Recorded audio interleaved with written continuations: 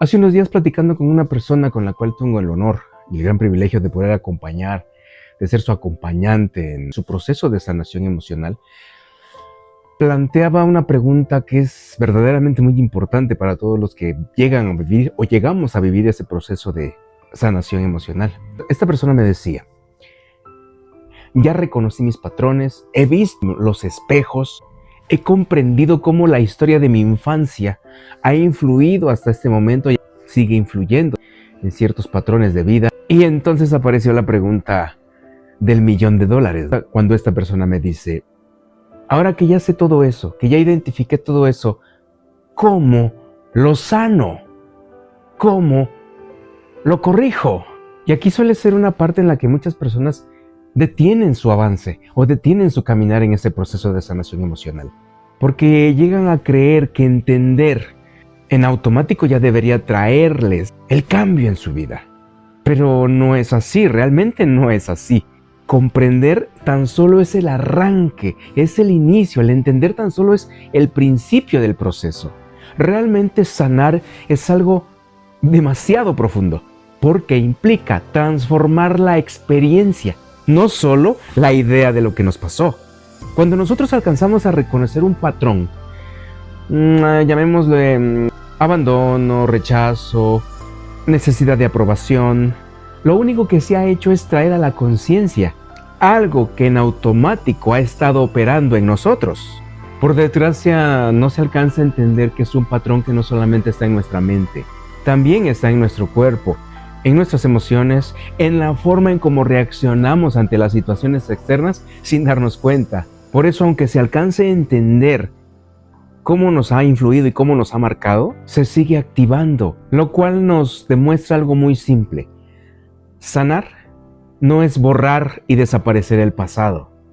Eso es imposible, porque siempre vamos a recordar, siempre vamos a tener presentes nuestros recuerdos, por más hermosos que hayan sido y por más traumáticos y dañinos que los hayamos tenido.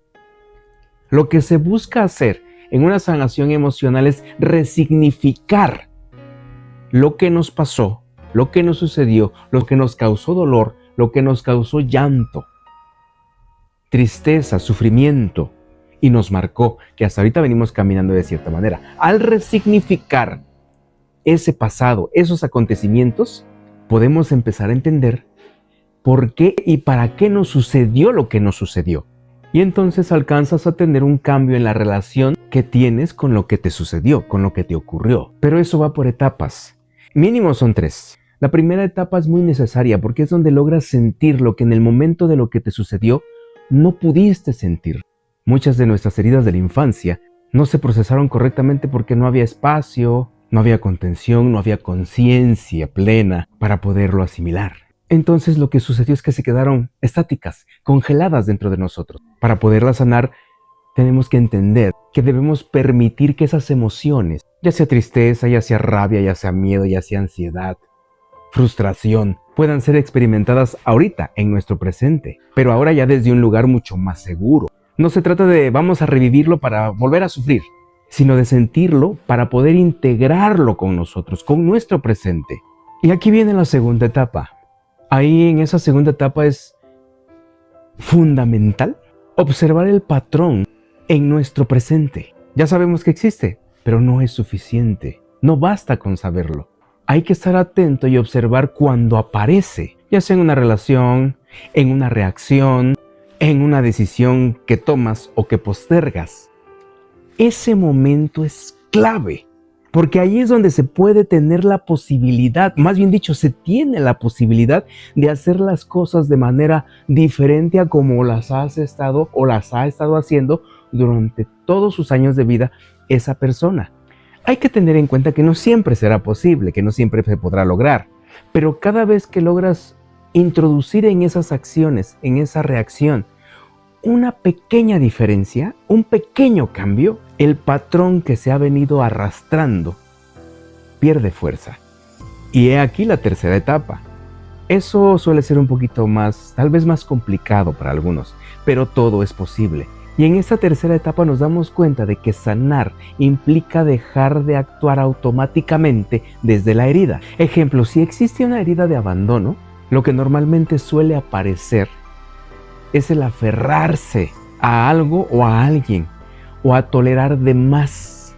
Y el verdadero trabajo no es sentir ese miedo, sino dejar de actuar siempre desde él, desde el miedo. Darse cuenta de que lo que está sintiendo es miedo y poder sostener esa emoción sin permitirle que nos dirija completamente nuestra conducta. Y eso solamente sucede cuando nos logramos hacer conscientes de lo que estamos sintiendo, de lo que se está viviendo en ese preciso instante. Hay algo que muchas veces se omite, pero que también es muy importante, y es el duelo. Sanar también implica aceptar que hubo cosas que nos faltaron, que no las pudiste tener y no fueron como realmente las necesitábamos. Y eso, pues duele. El punto es que no se trata de cambiar la historia, sino de reconocerla sin negación y resignificarla. Ese reconocimiento que nosotros llegamos a tener, aunque muchísimas veces bastante doloroso, empieza a liberar energía que ha estado atrapada en la repetición de patrones. También hay que entender que sanar implica la construcción de algo nuevo. No solamente basta con dejar de repetir, es muy necesario y hasta indispensable el empezar a vivir experiencias distintas, vínculos más sanos, límites más claros, decisiones más coherentes. Y ahí es donde, en lo vivido, nuestra psique realmente empieza a reorganizarse y a ponerse lo más posible en orden que le pueda hacer. Y aquí hay que entender que el proceso no es lineal. Vivimos en un mundo cambiante, en un mundo en el cual las emociones están sube y baja todo el tiempo. Por lo consiguiente, habrá momentos en los que sentiremos que avanzamos. Y también habrá otros momentos en los que pareciera que todo regresa y todo vuelve a ser como antes y nos volvemos a equivocar y volvemos a errar en muchas cosas. Pero aquí la realidad y lo más importante entender es que cada vez habrá más conciencia, que nuestra conciencia se irá despertando cada vez más. Y como resultado, se empieza a obtener el verdadero poder de elegir. Siempre hay que tener presente que sanar no es dejar de tener heridas, sino simplemente es dejar de ser gobernado por esas heridas. Y cuando logramos llegar a ese punto, en verdad, dentro de nosotros hay un cambio totalmente profundo. Porque lo que antes era automático empieza a convertirse en acciones conscientes, en pensamientos conscientes. Y lo que es consciente y lo que tenemos consciente puede transformarse. Piénsalo. Mata Kondo.